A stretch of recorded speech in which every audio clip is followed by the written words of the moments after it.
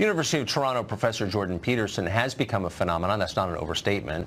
Videos featuring him online get millions of views. His book, 12 Rules for Life, An Antidote to Chaos, is one of the biggest, maybe the biggest bestseller ever written by a Canadian author.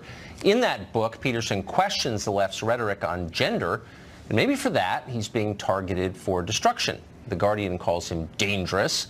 Vox just published a massive and almost unbelievably stupid piece accusing Peterson of, quote, reactionary politics that validate white, straight, and cisgender men at the expense of everyone else. Really mouth-breathingly stupid, but there you have it. Jordan Peterson joins us tonight. Professor, thanks for coming on. So obviously a hurt dog barks. You've done something that has made people upset. What do you think you've said that the left finds so provocative and upsetting? Well, I pointed out quite clearly why they're factually incorrect and ideologically possessed. I mean, is particularly on issues like gender. The radical lefties insist that gender is a social construct, and that's just simply not true. So the scientific data on that are absolutely crystal clear, and no reasonable scientist disagrees. And so they're all foaming at the mouth because I'm poking holes in their cherished notions. And they like to think that people are completely malleable because that means people can be made over in their ideological image. So they're not happy about that. So when they say your ideas are dangerous, what they're really saying is your ideas are dangerous to them. I hope so. They're supposed to be dangerous to them. I make no bones about that. I'm not a fan of radical leftists. And look at what happened in the 20th century with radical leftist ideology. What has your job been like back in academia? I mean, you can't be one of many people who has these views where you live and work. Oh yeah, well no, I think they're more common than you think. I mean, my views on gender, for example, and sex, they're shared widely among people in the psychometric personality community. Anybody who studies personality and who's a credible scientist knows full well that the differences between men and women in personality are to be attributed primarily to biological factors.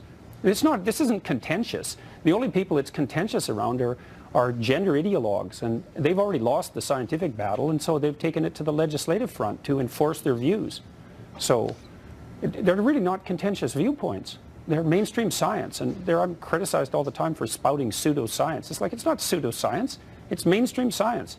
And people who know the literature aren't disputing this. It's been known at least since the 1990s.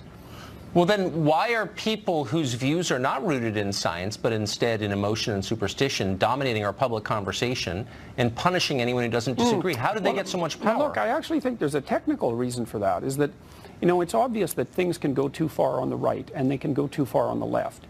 And it's kind of easy to put a box around people who go too far on the right. You can just look at claims of racial superiority. Right. But it's not so easy to put a box around people who go too far on the left. There's not a single thing you can point to that they do that has the same sort of red flag nature as claims of racial superiority. So it's hard for people who are left-leaning, say, and concerned with inequality and that sort of thing, to dissociate themselves from those who've clearly gone too far. And the problem is we really don't know where the red flags are in leftist territory. Now, for me, it's equality of outcome is a good, you know, so-called equity. That's a red flag, but it doesn't seem as immediately pathological as, say, claims of racial superiority. So it's harder for people on the left to dissociate themselves from the people who would do everyone in, essentially. So you drew the line at pretending that biological sex isn't real. I mean, that's how you first became famous, because you said, I'm not going to lie about science. Well, do you think it's a good place for the rest of us to start? Well, I think it's a reasonable place. I mean, the Canadian government built a social constructionist view of gender into the law, and that's just incorrect. I mean, the idea that biological sex, gender expression, gender identity, and sexual preference have no relationship to one another, that they vary independently, that there's almost nothing you could claim that's more false than that.